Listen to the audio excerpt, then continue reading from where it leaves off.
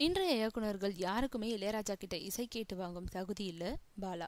இன்றைய இயக்குனர்கள் யாருக்குமே இளையராஜா கிட்ட இசையை கேட்டு வாங்கும் தகுதி இல்லைன்னு இயக்குனர் பாலா சொல்லியிருக்காரு. சென்னை பிரசாத் ஸ்டுடியோல உள்ள LV பிரசாத் திரைப்படம் மற்றும் தொலைக்காட்சி பயிற்சி மைய மாணவர்களுக்காக திரைப்படத்தோட பின்னணி இசை பத்தி உரையாடல் நடந்தது. இதுல இசையமைப்பாளர் இளையராஜா மற்றும் பாலா பங்கேற்றாங்க.